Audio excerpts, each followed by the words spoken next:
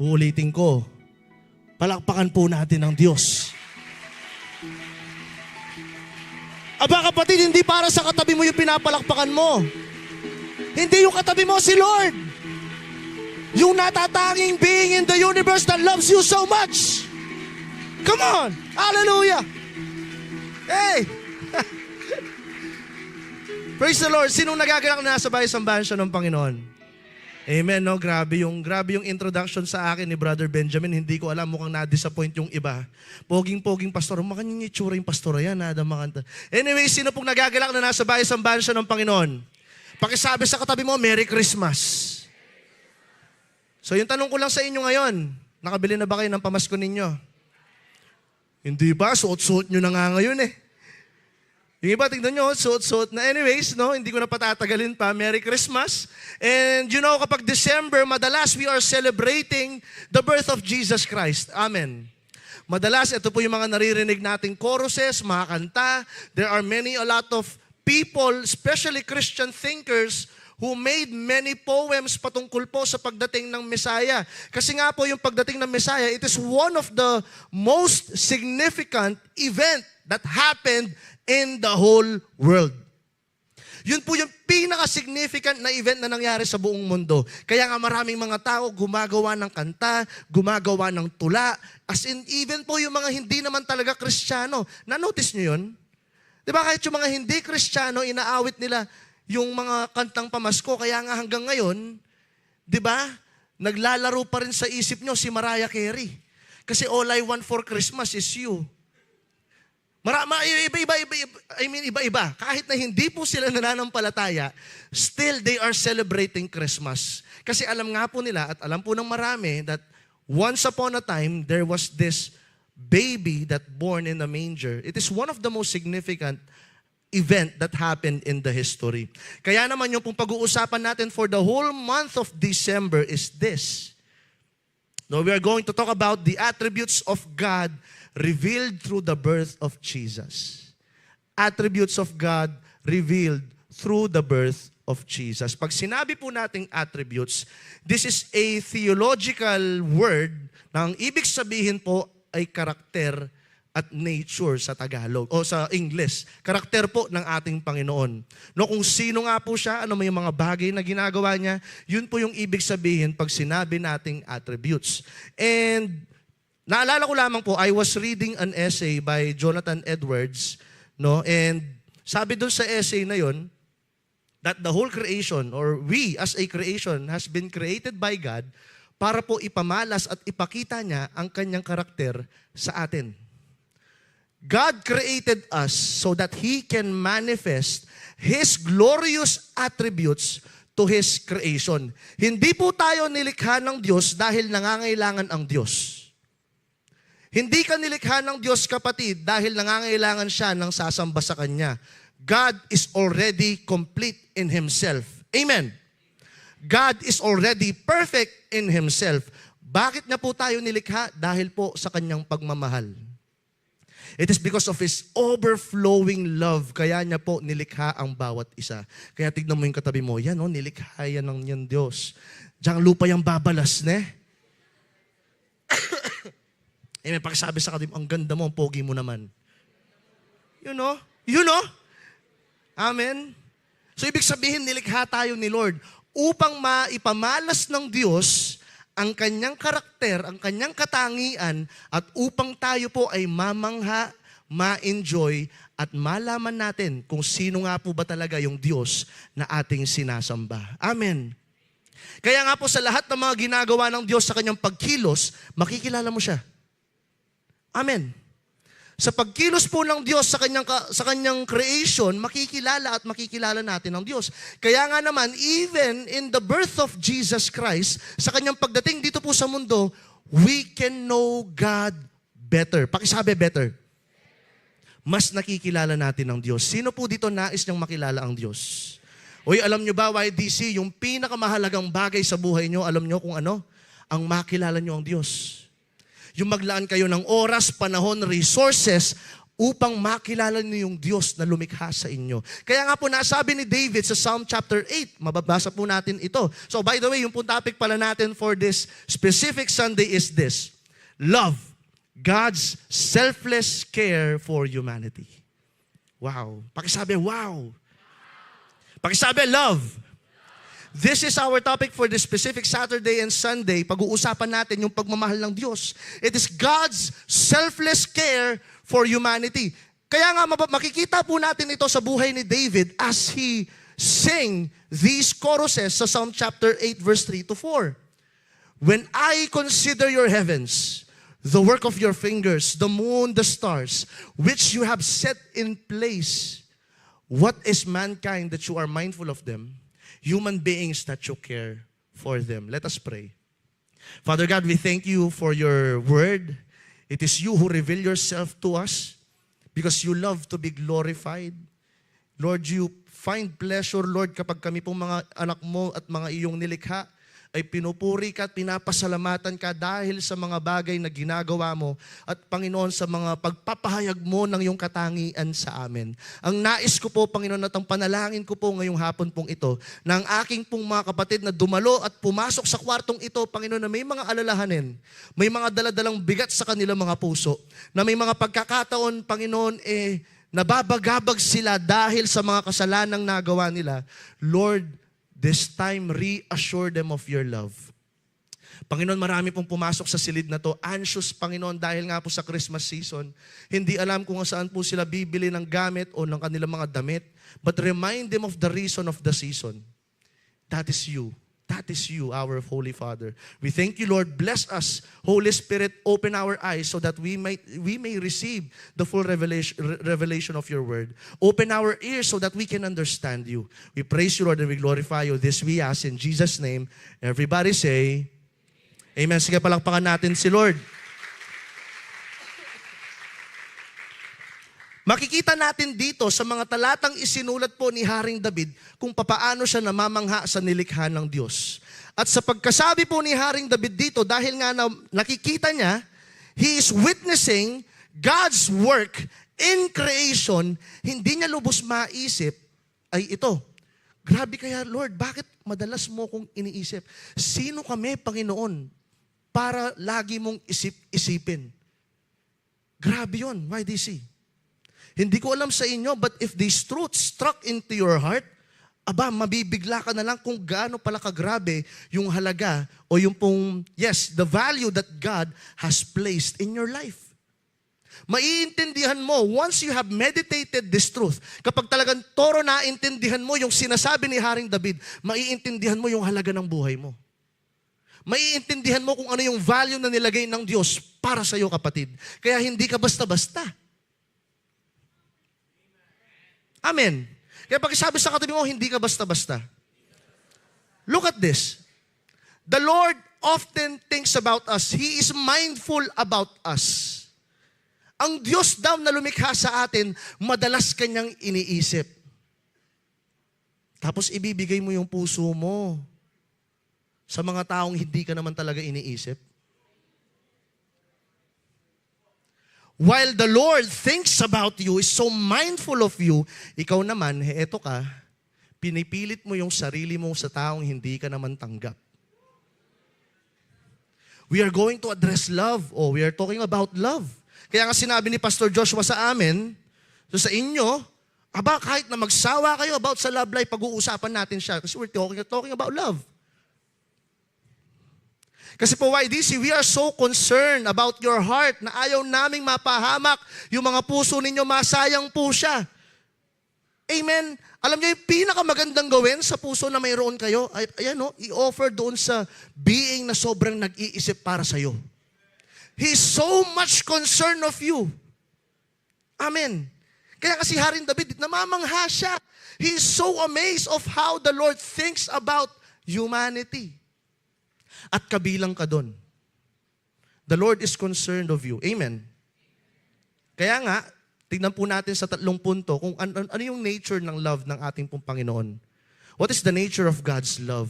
And for 3 points, I do pray na sa bawat punto nating pag-uusapan, mag-grasp ng puso mo. Amen. Ito yung panalangin ko. Actually, nakwento ko nga kay Sister Jaira, yung pong aking mahal na asawa. Kanina, while I was meditating this, I was afraid, letter P na paling, I was afraid to preach this topic. Kasi it is so valuable. Imagine, we are going to preach God's love, tapos hindi mo man pahahalagahan. Imagine, we are talking about God's love. Yung pagmamahal ng Diyos, tapos lalabas ka sa kwartong ito, sa silid na to, wala kang naaalala. That is why I was trembling earlier this morning, thinking about this. Lord, ano po yung pwede naming gawin? Ano yung pwede kong magawa?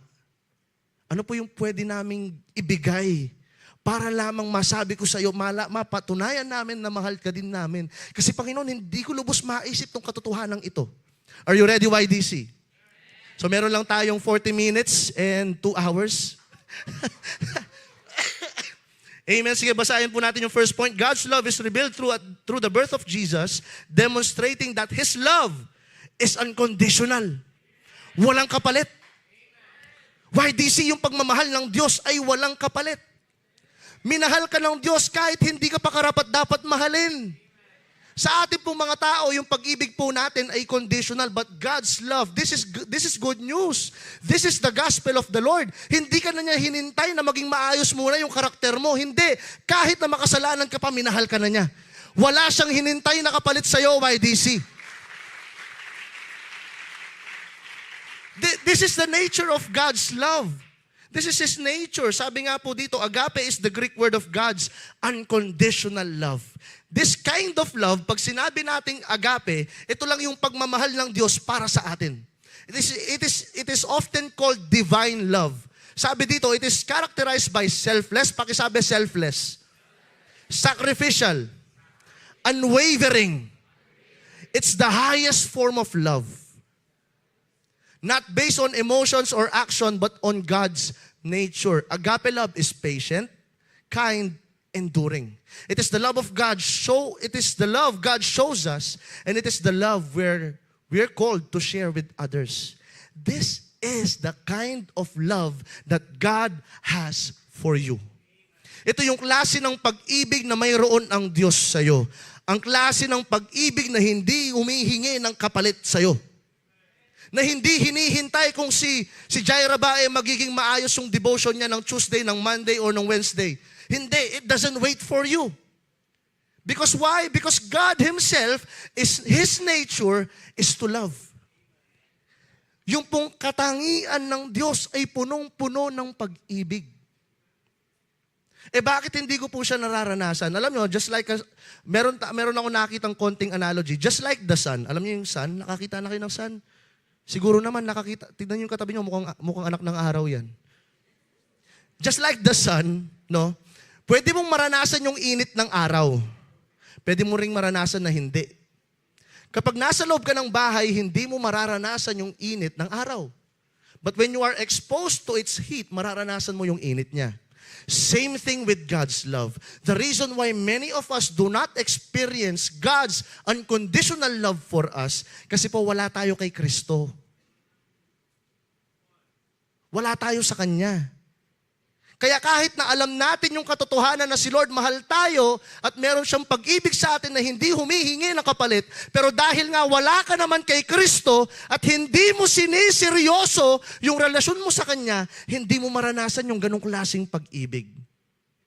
Kaya kahit na nasa church ka na, nag-attend ka na ng church, you are present sa church, nagtataas ka ng kamay, but because you do not value your relationship with Christ, Christ remains number 2 sa puso mo, hindi mo maranasan yung ganong klaseng pag-ibig.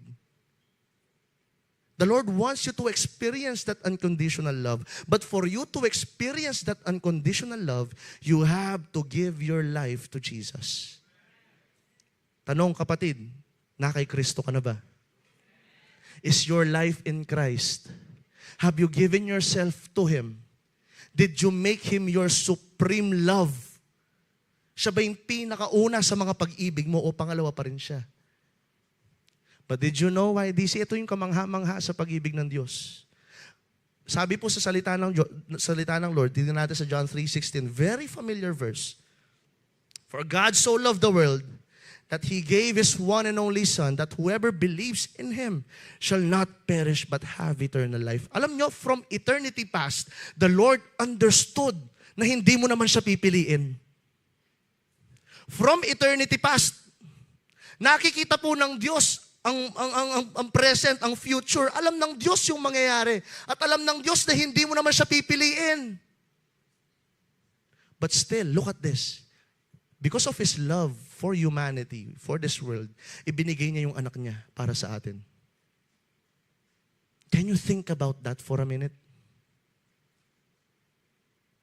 Saan ka makakahanap ng ganitong klaseng pag-ibig?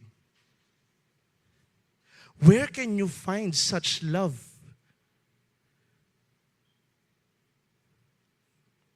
YDC, wala pong ganong klaseng wala po tayong makikitang ganong klaseng pag-ibig sa tao.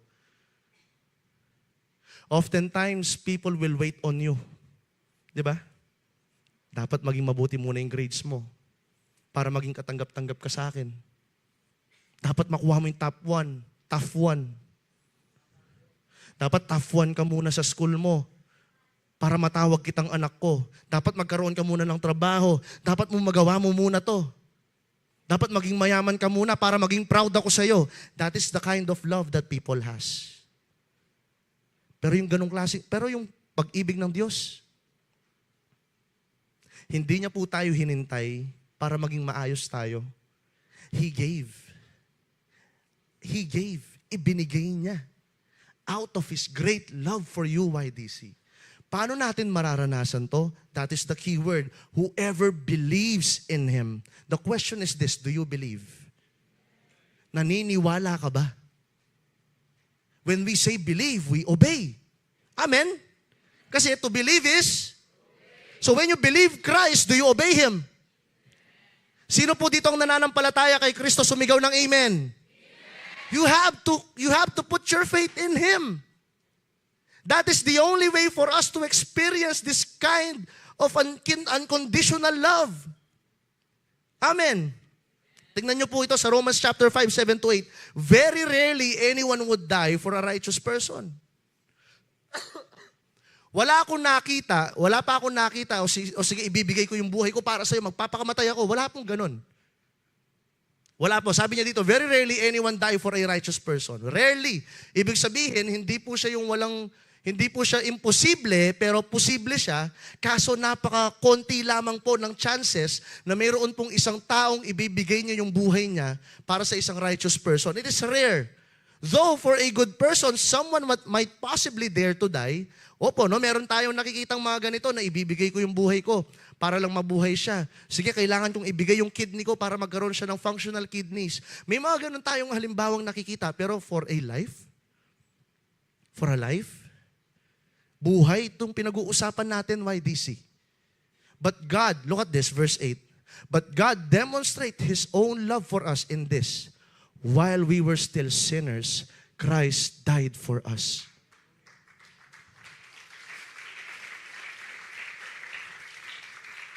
This is the gospel on full display. Wala ka pa mang ginawang maganda,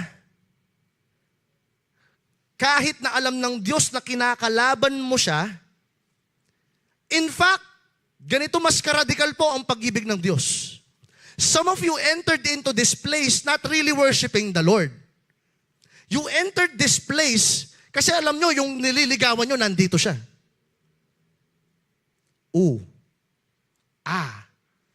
Aray ko. In fact, many of you came into this place not really worshiping the Lord. You have your own agenda kasi yung friends ko nandun din sa church. Pero kahit na ganun yung agenda na mayroon kayo, nung pagpasok nyo dito, ang Diyos, ibinigay niya na si Kristo para sa inyo. Kasi ganun niya kayo kamahal. While we were still rebelling against Him. Wala pa man tayong nagawang maganda, ganun na po yung pagmamahal ng Diyos para sa atin. And in our generation today, we are not familiar with this kind of love. We are not. Nasanay po tayo dun sa klase ng pagmamahal na gawin mo para sa akin to, para ibigay ko yung pagmamahal ko sa'yo. We are not used to this kind of love. Or, worse, yung iba, ganun yung klase ng pag-ibig, yung iba naman, wala po silang standard. Sa sobrang desperado, basta magkaroon lang ako ng jowa, kahit na sino, okay na ako. Kaya kahit na ibigay na yung buhay nila, yung kaluluwa nila, kahit na ibigay na nila yung virginity nila sa ibang lalaki, na kahit hindi naman sila mamahalin, just for them to feel love, ibibigay nila. This is the society's kind of love. Imagine, why DC, giving your all to a person that will not love you back. Giving your whole commitment to a thing, to a person, to a specific situation, na hindi ka naman makakapag-benefit, it will only ruin your soul. Siyempre, let's admit, sa una, masaya. Siyempre, kilig-kilig ka dyan. Siyempre, masaya. Amen? Sino bang hindi kikiligin meron kang jowa? Kahit alam nating patago, kinikilig ka pa rin di ba? Only for you to find out that that person does not really love you at all. Kasi may iba siyang habol sa'yo. Ano nangyari sa heart mo? Sayang. But here is someone, iniwan yung langit para sa'yo. Took on humanity for you. Walked on this earth for you, died on the cross for you, forgiven you of all of your sins, redeemed you by His most precious blood, who love you the most. Tapos i-reject mo yung pag-ibig niya? Sa mga first-timers po natin who are here this afternoon, did you know that the Lord is knocking at the door of your heart? Hindi po aksidente na nandirito kayo mga first-timers namin. From the very beginning, the Lord is already making a way para ikaw makapunta ka dito sa church na to and for you to hear this message that the Lord loves you unconditionally. No, hindi ka niya hinihintay na magkaroon ng good performance, but the Lord loves you as you are. Only believe. Amen. Only obey the love that has been provided for us. Tingnan nyo to, sa 1 John 3:1, see what great love the Father has on us, has lavished on us. Sabi nga ni Pastor Manny, lavish, lavish.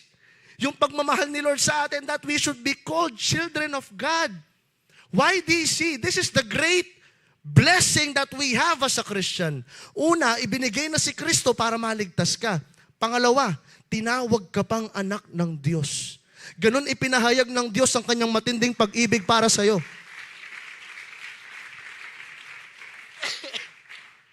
Sabi nga nang nabasa ko, I was reading a sermon from Charles Spurgeon. Nabanggit niya doon that not even the angels in heaven has this kind of benefit. Imagine, the angels in heaven are created being just like us. But that kind of love, they do not have. Binibigay lang siya sa inyong mga nanampalataya kay Kristo. Kasi ganun po yung pag-ibig ng Diyos. And that is what we are. The reason the world does not know us is that it did not know Him. Why DC? I want you to see how valuable you are in the Lord's eyes. Gusto ko makita ninyo sa inyong mga sarili kung gaano kahalaga ang tingin ng Diyos sa inyo. Many of us, marami sa atin, dahil nga siguro we are curious, we want to enter relationships, gusto nating maranasan yung feeling ng kinikilig, we want to belong to a certain group, na kahit na sila umiinom, nagyoyosi, nagve-vape, for the sake of acceptance, sasali ka sa kanila. Only to destroy your life. Pero alam nyo why, DC, as I study the scriptures and as I meditate the love of God, hindi naman natin kailangan lahat ng yon para matanggap lang tayo. Yung kailangan lang natin gawin, tumingala tayo sa ginawa ni Kristo para sa atin. There we will see the kind of acceptance that God has for you. Yung ganong klaseng pagtanggap ng Diyos. That He will embrace you. That is the kind of acceptance that will not destroy your life. Amen. Gusto ko makita niyo yung halaga na yon. I want you to see that value. Gusto ko makita niyo yun. That is how God loves you. Pakisabi sa katabi mo, mahal na mahal ka ng Diyos. Kaya wag mong basta-basta pinamimigay yung puso mo kahit kanino. Amen. Imagine, Christ died for that heart, tapos pamimigay mo lang sa iba na hindi ka naman mahal? Na hindi naman i-reciprocate yung pag-ibig na binibigay mo? Tapos nagsesettle ka sa less? Basta marinig ko lang yung I love you niya, kuya, okay na ako. Pfft. Come on, YDC. Amen. Are you there? Gusto nyo pa ba? Totoo. Tanungin mo yung katabi mo, okay ka pa ba? Kamo sa kanya. Baka may kasama kayo dito. May kaibigan kayo dito sa YDC. Nasa situationship. Alam niyo yung situationship? Hindi niya alam kung sila ba talaga o hindi. Yung walang label. Tapos gulong-gulo yung kaibigan mo na to. No? Ano ba? Kami na ba talaga? Kasi nag-I love you na siya, pero pag sa school, di ka naman niya pinapansin.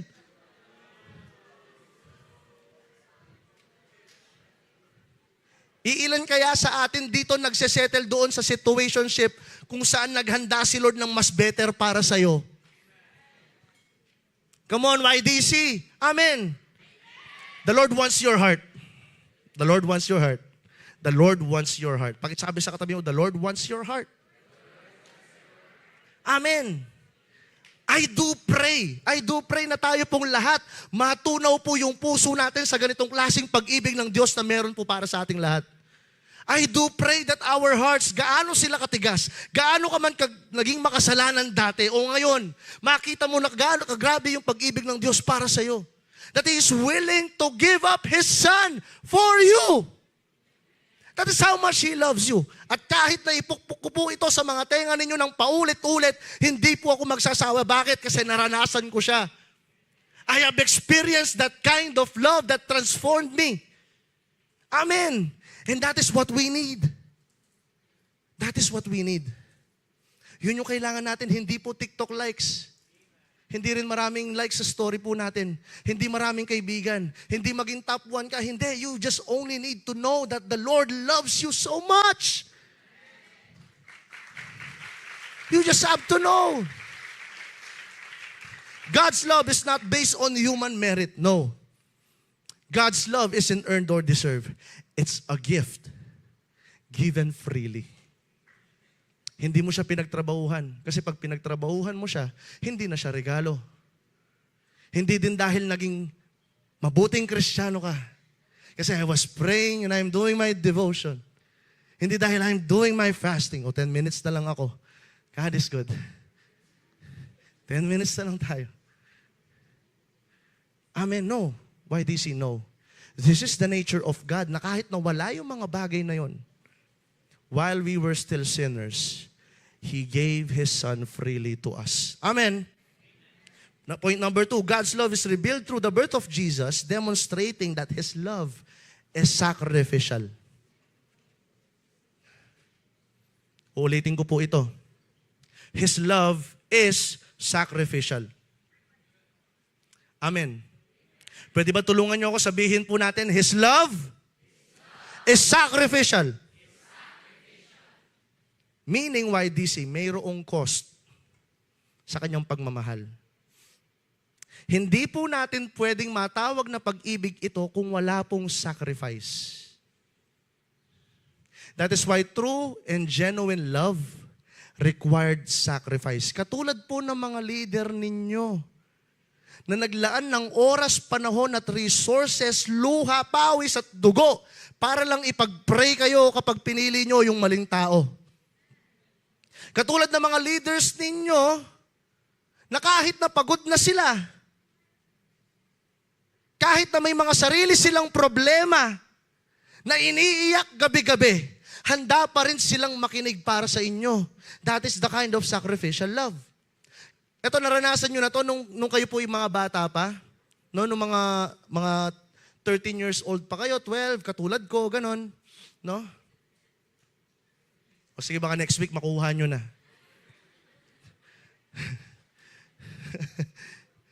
No, naalala nyo to nung kapag halimbawa madaling araw or nag-brownout ng mga alas 12, ganyan, 1 a.m. Di ba si mama mo gagawin niya, hindi siya matutulog, papaypayin ka niya. Banta mo yung anak ng malaguan po, yung masanting anak na, manyaman niya tudtud. Pepe na ka. Diyang niya tatagaktak na pawas, bantang ika, manyaman ka mo tudtud. Pepe na ka mamo. That is sacrificial love. Nakakasunod? Amen? Ay, pastor, hindi po namin nararanasan yon kasi may may generator kami. Praise the Lord, sana all. But that is sacrificial love. Ano pa po yung mga sacrificial love na alam po natin? A loved one, ito. Sigurado meron kayong mga mahal sa buhay or parents na dahil sa matinding pagmamahal nila sa inyo, kailangan nilang lumuwas, pumunta ng ibang bansa for them to work. They have to risk separating from you. No, nagtrabaho sila ng ilang panahon, ilang years, ilang dekada para lamang mabigyan kayo ng magandang buhay.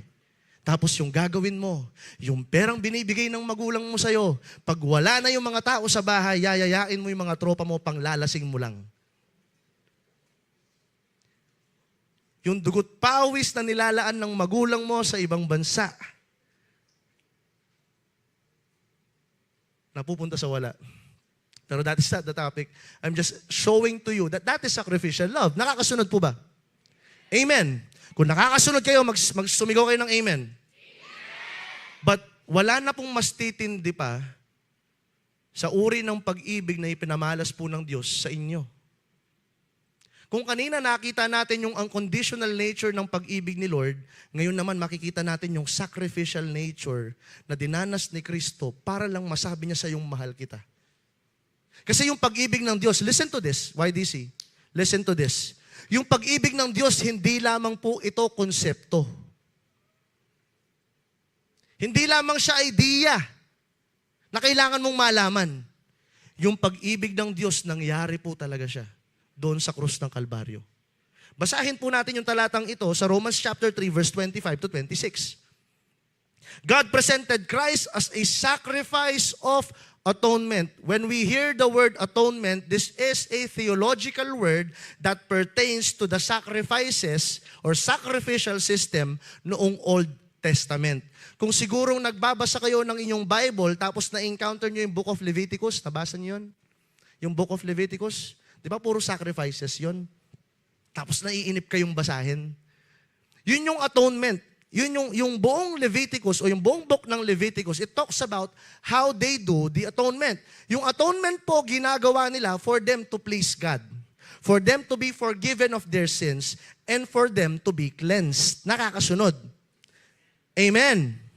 So sinasabi dito sa ating pong pinag-aaralan that God presented Christ as a sacrifice of atonement through the shedding of His blood. That is the cause. To be received by faith. He did this to demonstrate His righteousness because in His forbearance, He had left the sins committed beforehand unpunished. Next verse. He did it to demonstrate His righteousness at the present time. So as to be just and the justifier, sabi ng ESV, pero sabi dito, so as to be the just and the one who justifies those who have faith in Jesus Christ. Gusto ko lamang pong bigyang diin na 2 beses pong nasabi, He did it to demonstrate His righteousness. Ano po yung ginawa niya? Ginawa ng Diyos na ibinigay si Kristo na nagkatawang tao at mamatay para sa ating mga makasalanan. Nakakasunod. That is what the Lord has done. Pero bakit nasabi dito ng Romans chapter 3 that He did that to demonstrate His righteousness? Bakit kaya sinabi niya na ginawa yun ng Diyos, ibinigay niya si Kristo para sa iyo, para ipamalas niya yung kanyang katuwiran, ang kanyang kabanalan? Bakit? Bakit kaya YDC? Alam niyo YDC, there is this great dilemma in the Bible. Pastor, ano po yung great dilemma na yan? Medyo malalim lang, medyo technical lang yung term, pero allow me to share this to you. Yung great dilemma in the Bible is this. God is holy. Banal po ang Diyos at hindi po kailanman pwedeng magsama ang kasalanan sa ating Panginoon. Bakit? Banal ang Diyos. But at the same time, He is loving. That is the great dilemma. Paano mapapatawad ng Diyos ang isang makasalanang tao when justice demands that they should be punished? Kinakailangan ikaw sa mga kasalanang nagawa mo, kinakailangan mong maparusahan at mamatay. Did you know that? Why do you see that that is the payment of the sins that we have committed? That you and I should receive the anger of God, the wrath of God, dahil po sa mga kasalanang nagawa natin? That is the great cost. Pero tingnan niyo po ito. This is the great dilemma. Hindi maintindihan ng mga tao sa Old Testament paano patatawarin ng Diyos ang isang makasalanang tao. How?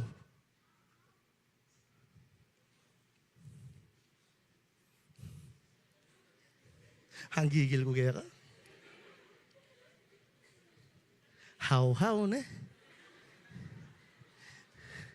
Mapalo ka na ako po. Joke lang. So how? That is the question. How can God forgive such sinners when justice demand na dapat silang mapahamak? It is through Jesus. It is through Jesus. Tingnan niyo po yung kabanalan ng Diyos. Dahil nga hindi niya pwedeng itolerate yung kasalanan, hindi pwedeng basta kanya lang niya patatawarin. Ito, lagi ko itong ginagamit na illustration, but it is not enough to illustrate the justice of God. Hindi rin po natin pwedeng magamit ng konkreto ang illustration na to para sa ating Diyos. Nagamit ko na po to sa depth level 2. Pero, sino po dito? Sige, for example, meron po sa inyo ang inyong kapatid na babae na sa bahay na nagsistay. I'm not saying this na nangyari po siya, pero hindi ko po alam. But this is for the sake of illustration. Ang inyong ate o kapatid na babae may pumasok po na isang kawatan. Ninakaw yung buong bahay ninyo, kinuha lahat ng pera ninyo, yung mga ginto, alahas, ninakaw ng kawatan na to. Tapos ang ginawa ng kawatan na to, nirape niya yung kapatid mong babae o yung ate mo, tapos pinatay pa niya. Ngayon, haharap kayo sa korte kasi nahuli nga ang lalaking ito. Tapos, ito yung sinabi ng judge sa iyo. O sinabi ng judge doon sa makasalanang ito na gumawa doon sa ate mo. Sabi ng judge, sige, malaya ka na. Anong mararamdaman mo? Anong mararamdaman mo? Ni-rape yung kapatid mong babae, yung ate mo, pinatay pa siya, ninakaw lahat ng ari-arian mo sa bahay, tapos maririnig mo yung judge, yung hukom. Sasabihin niya, sige, ikaw na nakapatay ng rape. Ano na? Malaya ka na. Mabait ako eh. Sabi niya, hey. Do you think that that judge is fair? Naging patas ba yung hustisya ng judge na yon? O naging masama siyang judge? He is a bad judge. That is an evil judge. Kung ang Diyos, basta ka na lang niya pakakawalan, hahayaan ka na lang niya, nakapag-commit ka ng premarital sex? Sige. Nakapatay ka ng tao? Sige. Dahil mahaba ako, patatawarin kita? Sige. Do you think God is being fair? Do you think God is just? Matuwid ba ang Diyos noon? Matuwid ba siya noon? Pinalaya ka niya? Nakapatay ka ng tao? Ginawa mo to? Nang rape ka? Nagnakaw ka? Do you think God is just? No. Pero paano naging just ang ating Panginoon? Paano naging matuwid ang Diyos na sa kabila ng mga bagay na yon? Sa kabila ng ating nagawa. Bakit hanggang ngayon hindi ka tinutupok ng Diyos? Hindi tayo tinutupok ng Diyos sa mga kasalanang nagawa natin. It is because of Him. It is because of Him. Yung penalty na dapat ikaw yung tatanggap, ayun, nasa Kanya. Yung kaparusahan na dapat ikaw yung tatanggap sa kabila ng mga nagawa mong pagkakamali, ayun, nasa Kanya. Ilang beses kang naging makasarili. Ilang beses kaya na sinisiraan mo yung mga magulang mo sa mga classmates mo? Ilang beses kaya sinisiraan mo yung mga tao dito sa church? Ilang beses kaya nagre-reklamo ka ng patago? Ilang beses kaya nagre-rebelde ka ng patago? Ilang beses kaya yung mga bagay na yon? For sure, marami. Ilang beses kayang pinagpalit mo si Lord na sinabi mo, ibibigay mo yung puso at commitment mo sa Kanya pero hindi mo naman ginawa? Ilang beses? How many times did we rebel against Him? How many times did we disobey Him? How many times that we says, I love you, Lord, pero hindi mo naman talaga siya minahal? How many times? There are a lot, church, hindi natin mabilang-bilang. Pero sa kabila ng lahat ng kasalanan na yon, tayo dapat ang tatanggap ng galit ng Diyos. But guess what? This is the costly love of Christ, the sacrificial love of God. He gave His Son for you. Kinuha niya lahat ng galit ng Diyos. Yung parusang dapat ikaw yung tatanggap nung nagsinungaling ka sa parents mo. Nung nagnakaw ka, nung sinabi mo sa magulang mo na may project kayo, tapos tinanong ka ng mama mo, o magkano yung project mo? Yung sagot mo, 5,000. Pero yung totoo, 500 lang. Oo. Diba? Alam ko yan eh. Ginawa ko rin kasi dati. Sorry. Alam niyo yun. You know all the sins that you have committed? You know the sins na kayo yung gumagawa na hindi nyo pinapaalam sa maraming tao, then you appear righteous and spiritual to many people pagdating sa church. You know all of those things. You know how dirty you are when no one is looking. Alam nyo lahat yun. But guess what? Because of God's sacrificial love, si Christ yung tumanggap ng galit ng Diyos at hindi ikaw. So as to be just, and the one who justifies those who have faith in Christ. Kaya nga, banal pa rin ng Diyos. Kasi bakit? Na-condemn yung kasalanan dito sa krus. At hindi po tayo na-condemn. It is right for God to condemn each and every one of us. That is the gospel. Dahil sa kabanalan ng Diyos, karapat-dapat lamang ng Diyos na tupukin po tayo sa Kanyang galit. Pero hindi. Sa Kanyang matinding pagmamahal, binigay niya si Kristo. There's this dialogue that I want you to hear. Nabasa ko po ito nung binabasa ko yung isa sa mga sermons ni John Flavel. And kung babasahin po natin siya sa word nila before, ang hirap niyang basahin. Pero dahil nga sa tulong ni ChatGPT, na-modernize po natin siya. And I want you to meditate this. This is not found on the Bible, but this is what the author has illustrated kung ano po yung nangyayari sa heaven nung time na nakikita po tayo ng Diyos na gumagawa sa sarili po natin. Ang title po nito, The Father's Bargain. Pwede po ba natin ipakita? The Father's Bargain. This is the Father speaking to His Son, Jesus. My Son, here are people lost and broken, who have ruined themselves completely and now stand exposed before my justice. Justice demands that they pay their debt. Kailangan nilang mabayaran yung utang nila sa akin. Or it will take its full course in their eternal ruin. Anak, kung hindi babayaran ng Calvary Temple o ng YDC ang kasalanan nila sa akin, they will be in eternal ruin, sabi ng Diyos. Ano yung pwede kong gawin sa kanila? Sabi po ng Diyos Ama sa kanyang Diyos Anak. Sabi po ni Jesus sa next, Father, I love them and pity them so much that I would rather take responsibility for them than see them perish forever. Parang sinasabi ni Jesus dito, Panginoon, Ama, sa sobrang pagmamahal ko sa kanila, ayaw kong mapahamak yung buong YDC. Ayaw kong makita sila na nasa impyerno. Sabing ganun ni Jesus. So what I will do is I would take responsibility for them myself than see them perish forever. Bring me all their debts. Ibigay mo lahat sa akin yung utang nila. Father, let me see what they owe. Gaano pa kalaki yung utang nila? Magkano ba yung nagawa nilang kasalanan sa'yo? Gaano ba siya kagrabe? Nasaan? Let me see them. Sabing gano'n ni Jesus. Let me see what they owe. Show me everything so that nothing remains unaccounted for. I will bear it all, sabi ni Jesus. Let it fall on me. I will endure your wrath rather than let them suffer it. Charge it all to me, Father. Anong sagot kaya ni Father? But my son, if you take this on you, if you take this on, you must pay it in full. Kung kukunin mo to at ilalagay mo sa'yo, kailangan mong pagbayaran lahat ang kasalanan ng bawat isa sa YDC. Down to the last penny. Wala kailangan matitira. There will be no reduction. If I spare them, I will not spare you. Sabi ng Father kay Jesus. Sabi ni Jesus, nagdalawang isip ba kaya si Lord? Did you think Jesus, reluctant siya sa kanyang ama para maligtas ka? Look at this. Next. Father, so be it. Charge it all to me.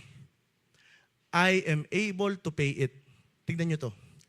Even if it brings me loss, empties all my riches, drains all my treasures, I am willing to take it on. Asan? Father, I will bring it. Just bring them to me. Sabi niya ganun. Charge it all to me. Sabi nung last, I think last meron pa, but son, you must also face judgment. Yung galit ko, yung condemnation, it will be for their sake alone. You must become sin and bear their curse. You must endure the punishment they deserve. You must die. Mamamatay ka. You will be buried and remain under the death's power for a time. You must drink the full cup. Even the bitter dregs of my wrath. Anak, kung tatanggapin mo yung responsibilidad para sa kanila, tatanggapin mo yung galit ko, sabi ng ama. But look at the son's response. Father, I am willing. I delight in doing your will. Though the task is hard, I am ready to take it on. Here I come. Here I am. As it is written of me, I delight in doing your will, O God. Your law is in my heart. This is how willing Jesus Christ went to the cross for you. Can you imagine the pain of the Father? Na-imagine nyo ba yung sakit para sa isang... Actually, no, hindi ko na nasabi kay Kuya Neldy po ito, pero may time na nag-visit kami ng asawa ko. Visit namin si Jalen, yung pong baby ng ate nila. And I was praying. Pinag-pray po namin si Jalen kasi nga nilagnat, nagkasakit. And pinag-pray siya para gumaling. Nakadextrose po si Jalen. Ang bata pa lang niya, 1-year-old. Nakadextrose po siya. And while I was praying, I noticed si Kuya Neldy na umiiyak. Somehow painful for him to see his son suffering. Ang sakit para sa kanya na makita ang kanyang baby na dapat naglalaro, ito ngayon sa isang kwarto naka-confine. While I was praying for him, nakita ko po yung ama umiiyak. Tapos nasabi ko sa asawa ko, sabi ko, Dear, kung ganong nasaktan si Kuya Neldy nung naka-confine si Jalen, ano kayang naramdaman ni God the Father nung binigay niya si Jesus para sa atin? Knowing, listen to this, knowing He will be rejected by you. Ano kayang naramdaman ng puso ng God the Father, knowing na hindi mo naman sineseryoso yung pag-ibig niya, but still binigay niya si Jesus para sa'yo? Ano kayang naramdaman niya? What did He felt? Did you know why DC that it broke His heart? It broke His heart to see His Son suffer on that cross only for you to trample the blood of Jesus underfoot. It pained Him so much. Pero ganun pong naging willing si Jesus na ibigay yung buhay niya para lang sa. Imagine the garden. He was praying drops of blood. Alam nyo ba, nung nasa Garden of Gethsemane si Jesus, pinagpapawisan siya ng dugo sa kakapanalangin? Hindi dahil mapapako siya.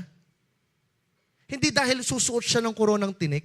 Hindi dahil mabubukas yung mga sugat niya sa likod sa kakapalo ng mga Romano. No. That is not the reason why Jesus was in deep anguish doon sa garden. You know why He was in that deep anguish sa garden?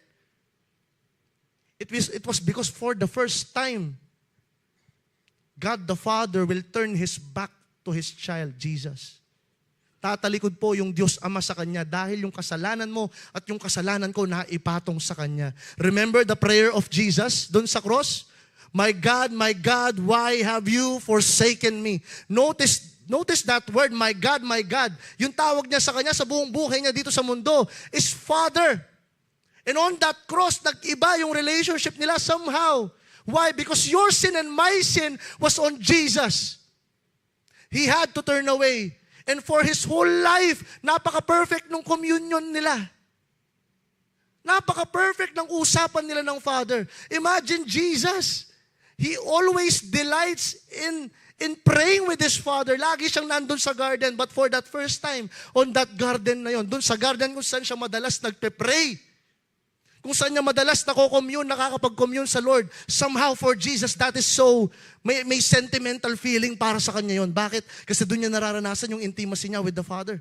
Kasi doon siya madalas nagpe-pray. But on that place, He was in deep anguish. Ngayon, iba yung karanasan niya.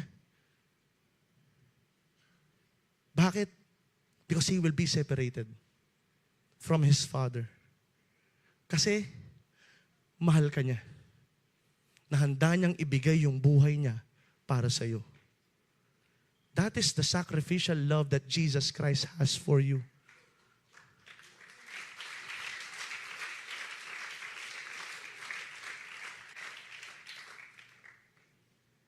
Sabi po sa 1 John 4:10, this is real love, not that we love God, but that He loved us. He sent His Son as a sacrifice to take away our sins. Ito po yung tunay na pag-ibig, hindi yung mahal mo si Lord. Kasi yung pagmamahal natin, church, it fails. It fails. One way book. Ngayon, no, mahal mo si Lord. Kinabukasan, yung performance mo sa pagmamahal mo sa Kanya, ayun, hindi ka na nagbasa ng Bible, wala na. Kasi pag ganyan, akyat baba yung pagmamahal natin sa Kanya. But don't get me wrong, the Lord wants us to love Him. Gusto ni Lord na mahalin mo siya. But it is not our love for God, but it is God's love for you. Sabi dito, He loves us and sent His Son as a sacrifice. Sabi po sa John 15:13, greater love has no one than this, than to lay down one's life for his friends.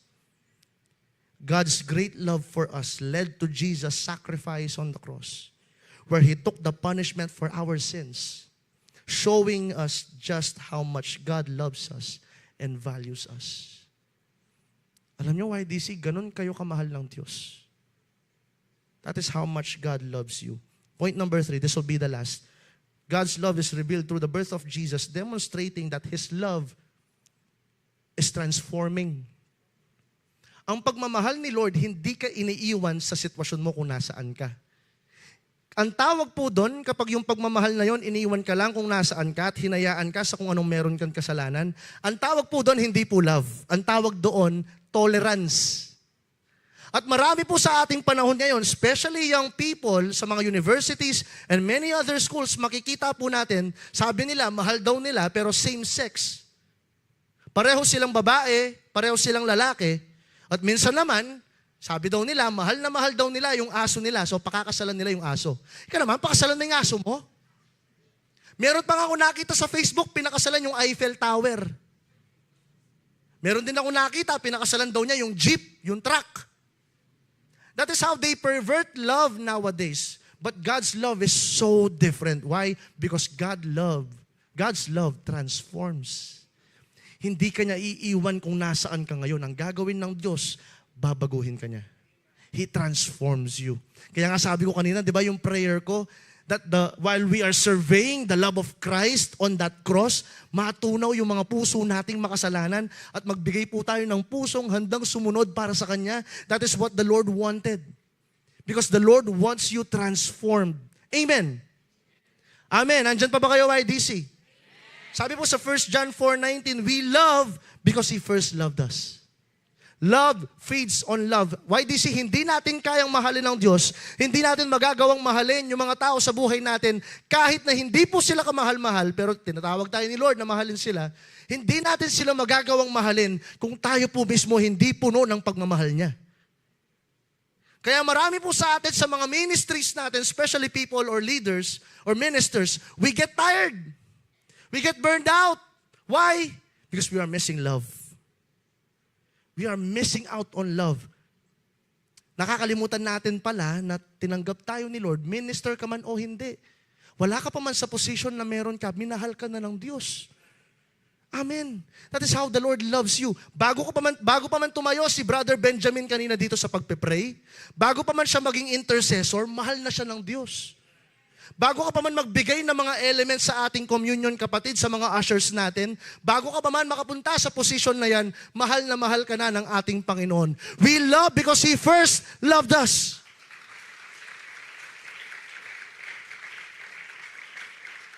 How do we receive God's love? When we receive God's love when we accepted Jesus as our Lord and Savior. That is why YDC today, the Lord is calling you to love the Lord, to give your life to Christ. Amen. Sabi sa 2 Corinthians 5:17, very familiar verse. This means that anyone who belongs to Christ has become a new creation. The old life is gone, a new life has begun. Love has the power to transform people. Yes po. Ito po, magandang halimbawa po ito. Nung pong ako ay manliligaw sa aking pong ex-girlfriend, na asawa ko na ngayon. No joke, dati po ako nagyoyosi.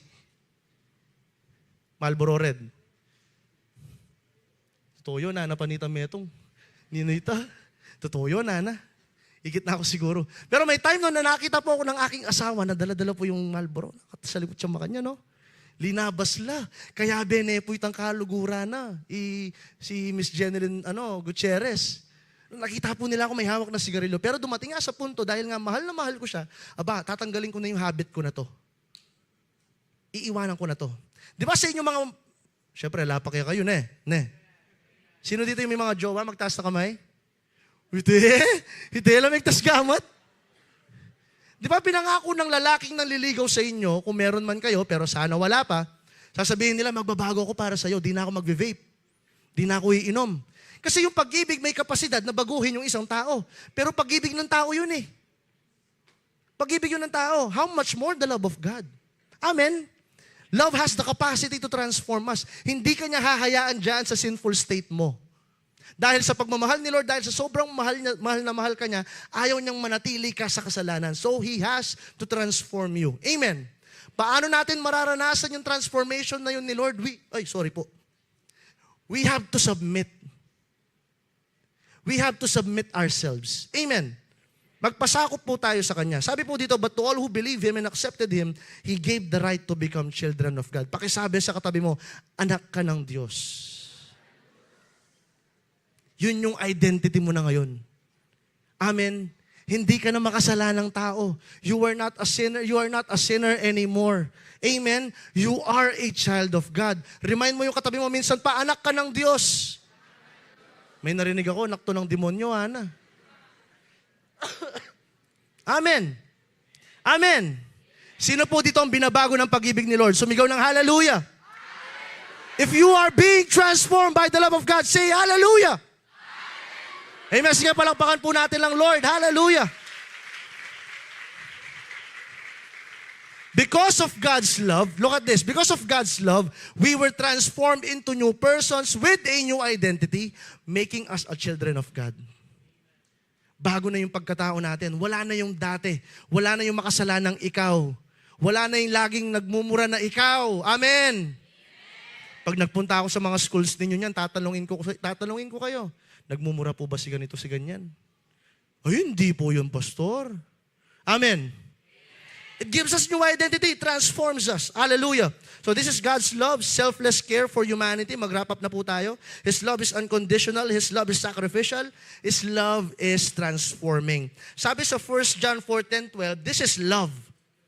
Not that we love God, but He loved us and sent His Son as an atoning sacrifice for our sins. Dear friends, since God so loved us, we also ought to love one another.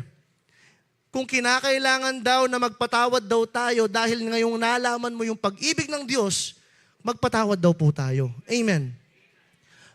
Mamaya ko na po tutuloy. Sige, no one has ever seen God, but if we love one another, God lives in us, and His love is made complete in us. Magiging kompleto daw yung karanasan ng pag-ibig natin sa Diyos kapag tayo daw po ay magpapakita rin ng pagmamahal sa mga taong mahal din tayo. Hindi din po. Sa mga taong hindi rin po karapat dapat mahalin. That is how we love. If you have a problem with that, well, you're not loving. Hindi ka tunay na nagmamahal. Kasi po yung tunay na nagmamahal, it requires sacrifice. It is unconditional. It is willing to be transformed. Amen? Sabi po dito, this will be my last quote. God's love is the greatest gift of Christmas. Hindi yung bagong phone, hindi yung bagong damit, hindi yung mga masasarap na Noche Buena na worth 500 pesos. Hindi po yun. Hindi rin yung mga Christmas parties. It is not even the celebrations, but it is Him. It is Him. He loved us so much that He sent Jesus to save us, not because of our worthiness, but because of His goodness, rooted again upon His character. And now we're called to share that love with others, reflecting God's love and making it complete in us. Why do you say I want you to stand right now with me?